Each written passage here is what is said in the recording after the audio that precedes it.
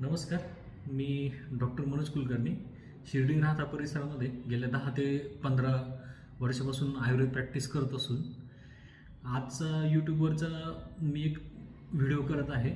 पण सर्वप्रथम मी तुमच्या सगळ्यांचं माझ्या यूट्यूब चॅनलमध्ये सहर्ष स्वागत करतो. व आजचा व्हिडिओ करण्याचं महत्त्वाचं कारण म्हणजे की आतापर्यंत मी जे मॅक्झिमम 60 ते 70% पेशंट मी त्वचारोगाचे किंवा सोरायसिसचे पाहिलेले 15 वर्षापासूनचे.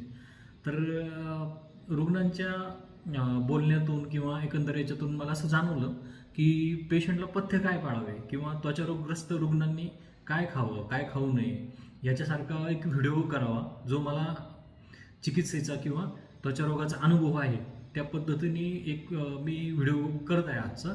आणि या व्हिडिओमध्ये एक महत्त्वाचं म्हणजे जर त्वचारोगाबद्दल बोलायचं गेलं तर 2-3 तासाचा व्हिडिओ होईल. तर एवढा व्हिडिओ करण्यापेक्षा आजच्या या व्हिडिओमध्ये मी फक्त तुम्हाला विहार जो आहे म्हणजे सोरायसिसग्रस्त रुग्णाची दिनचर्या किंवा त्वचारोगग्रस्त रुग्णाची दिनचर्या याच्याबद्दलच मी फक्त तुमच्याशी थोडंसं विवेचन करतो. आणि त्याच्यातले एक खूप लेंदी करण्यापेक्षा एक 8 ते 10 मुद्दे मी मांडतो. त्या मुद्द्यांचा जर तुम्ही नीट वापर केला तर जो तुमच्या आजूबाजूला जे सोरायसिसचे पेशंट असतील किंवा वैतागलेले असतील तर त्यांनी हे 8 ते 10 मुद्दे जरी व्यवस्थित पाळले तर त्यांना नक्कीच त्यांच्या त्वचारोगामध्ये फायदा होईल. तर असे एक 10 मुद्दे आहेत. तर 10 मुद्द्यामधला पहिला जो मुद्दा आहे तो पहिला मुद्दा म्हणजे ज्यांना सोरायसिस किंवा स्किन डिसीज आहे त्यांनी जो पॅच आहे किंवा जो डाग आहे तो डाग हा कधीच बांधायचा नसतो. नाही तर आपल्याकडं त्वचारोगामध्ये प्रॉब्लेम काय असतो तर लोक तो डाग झाकून टाकतात आणि तो डाग जर झाकला गेला तर तिथे हवा नाही पोहोचली तर त्याच्यामुळं एअर एंट्री न होता तो डाग वाढण्याची शक्यता असते. त्याच्यामुळे पहिलं जे पथ्य ते पहिलं महत्त्वाचं पथ्य म्हणजे जर तुम्हाला सोरायसिसचा पॅच झाला असेल तर तो कुठल्याही कपड्याने वगैरे बांधू नका. चट्टे हे बांधण्यासाठी नसतात. जेवढी हवामध्ये जाईल तेवढा तो चट्टा लवकर बरं व्हायला मदत होते. तर पहिलं पथ्य हे की चट्टे बांधू नका. नंतर दुसरं महत्त्वाचं पथ्य आहे की कपडे वापरताना कपडे शक्यतो सैलसर आणि सुती कपडे वापरावे. म्हणजे जे सैलसर आणि सुती कपड्यांनी हवा सगळीकडे खेळती राहते. आपला भारत देश हा उष्णकटिबंधाचा प्रदेश आहे आणि उष्णकटिबंधाचा प्रदेश असल्यामुळं आपल्याला त्वचेला नॅचरली घाम येतो. त्याच्यामुळे आपल्याला म्हणावं तशी थंडी नसते आपल्याकडं कम्पॅरेटिव्हली युरोपियन कंट्रीजसारखे. त्याच्यामुळं जितके सैलसर आणि सुती कपडे घालता येतील तेवढे सैलसर आणि सुती कपडे घालण्याचा प्रयत्न करावा. नंतर तिसरा जो मुद्दा आहे याच्यातला तर त्या तिसऱ्या मुद्द्यामध्ये जर तुम्हाला एखादा पॅच तयार झाला आणि तो पॅच तुम्हाला वाटला की आता मला सोरायसिसचा पॅच होतोय, तुमचं अर्ली स्टेज आहे, तर त्या अर्ली स्टेजमध्ये तुम्ही जास्त मॅक्झिमम वेळा हायड्रेशन करण्याचा प्रयत्न करावा. सोरायसिस हा ड्राय स्किनचा आजार आहे आणि ड्राय स्किनच्या आजारामध्ये सगळ्यात महत्त्वाचं काय असतं, हायड्रेशन असतं. त्याच्यामुळे हायड्रेशन करण्यासाठी तेल आहे, तूप आहे, गाईचं तूप आहे, तेल आहे, पॅराशूट ऑइल आहे किंवा विविध प्रकारचे मॉइश्चरायझिंग एजंट आहे किंवा कोरफडीचा गर आहे. यासारख्या ज्या गोष्टी आहेत त्याचं जास्तीत जास्त वेळा त्या जी त्वचा आहे पॅच असलेली तिच्यावर बसल्या बसल्या जरी तुम्ही हायड्रेशन केलं तरी तिथं खूप छान फरक पडतो. आणि आयुर्वेदानुसार एक तत्व जे सांगितलंय की अभ्यंग आचरित नित्यम, म्हणजे जोपर्यंत तुम्ही त्वचेला अभ्यंग करताल, उदाहरणार्थ तेल लावताल, जितकं जास्त तेल लावताल तर आपण तेल लावून चोळलं तर तिथला रक्तपुरवठा आपण वाढवतो आणि तिथला रक्तपुरवठा आपण वाढवला तर तिथली जी डेड स्किन आहे ती डेड स्किन कमीत कमी बाहेर पडते आणि तिथं स्केलिंग होत नाही. जो कोंडा जो पडतो त्याला स्केलिंग जे म्हणतात ते स्केलिंग बिलकुल होत नाही.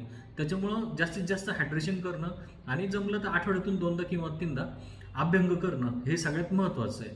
त्याच्या पद्धतीने हा झाला तिसरा मुद्दा. आणि चौथा जो मुद्दा आहे की त्याच्यामध्ये सकाळचं जे ऊन असतं ते सकाळच्या उन्हामध्ये जास्तीत जास्त वेळा बसणं.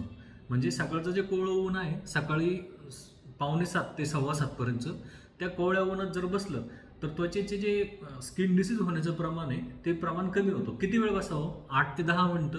त्वचेला चटका बसायला लागला तर तुम्ही उठू शकता.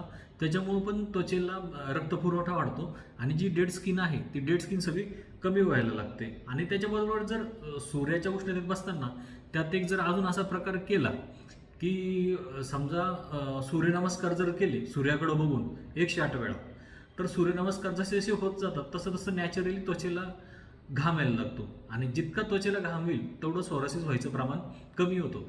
चेहरा जो असतो कपाळ किंवा फेस किंवा पूर्ण शरीर याला तुम्ही जसे जसे सूर्यनमस्कार करत जाता तसं तसं एकदम छान घाम यायला लागतो आणि तो घाम एकदा यायला लागला की तुमचे जे त्वचेचे पोर्स आहेत त्याच्यातले जे टॉक्झिन्स आहे ते सगळे टॉक्झिन्स हे बाहेर पडायला लागतात आणि त्याचा सोरायसिसवर खूप छान परिणाम येतो. याच्या पद्धतीने म्हणजे सकाळची जे आहे सूर्यप्रकाशात बसणे आणि सूर्यनमस्कार करणे ह्या 2 गोष्टी ज्या आहेत त्या गोष्टी एकदम व्यवस्थितरित्या जर केल्या गेल्या तर त्वचारोग हा किंवा सोरायसिस हा जो आजार आहे तो खूप छान प्रमाणात कमी व्हायला मदत होते.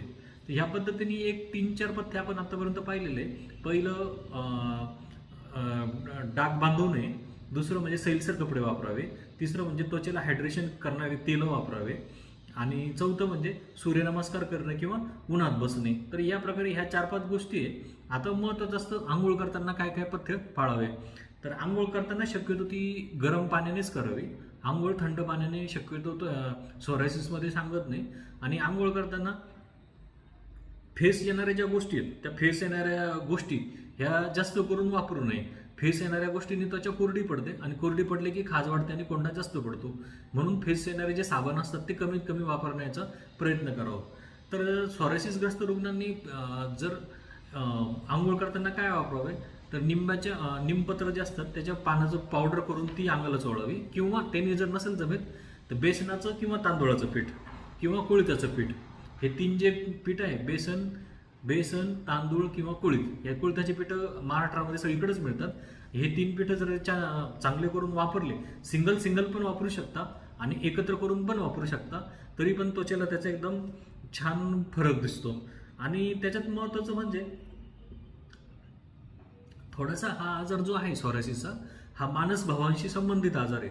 म्हणजे जर स्ट्रेस जास्त असेल टेन्शन जास्त असेल तर नॅचरली जशी ओव्हर थिंकिंग होते आणि त्या ओव्हर थिंकिंग नंतर हा वाढणारा आजार आहे. त्याच्यामुळं याच्यात सगळ्यात महत्त्वाचं पथ्य म्हणजे मानसिकदृष्ट्या की तुम्ही जास्तीत जास्त कामात वेगळं ठेवलं पाहिजे स्वतःला. जितकं तुम्ही प्रसन्न राहताल कामामध्ये इन्व्हॉल्व होताल तेवढा तुमचा तो आजार जो असतो तो आजार कमी होतो. तुम्हाला काहीतरी छंद पाहिजे, तुम्ही सकारात्मक गोष्टींमध्ये तुमचं वेळ वाया घालवला पाहिजे. आणि याच्यामध्ये जर हिंदू फॉलोअर असतील किंवा हे असतील तर त्यांना मी धार्मिक ग्रंथांचं वाचन करायला सांगतो किंवा 108 वेळा त्यांनी जर गायत्री मंत्र जरी म्हटला तरी पण सूर्यनमस्कार गायत्री मंत्र ह्यासारख्या गोष्टींनी त्याचा त्वचेवर खूप छान फरक येतो. तर ह्या पद्धतीने एक 7 ते 8 पथ्य मी आतापर्यंत सांगितलंय. आता याच्यातलं जे अजून एक पथ्य आहे 9वं तर त्या 9व्या पथ्यामध्ये महत्त्वाचं आहे की तुम्ही नख पूर्ण कापलेले पाहिजेत. जर नख तुमचे वाढलेले असतील तर तुम्ही एका ठिकाणाहून दुसऱ्या ठिकाणी खाजवताना तो आजाराचा संसर्ग हा खूप प्रमाणात होऊ शकतो. त्याच्यामुळे जे नख असतात वाढलेले ते नख रेग्युलरली कापून टाकणे, रात्री झोपेत सुद्धा असताना नख हे कापलेलेच पाहिजे.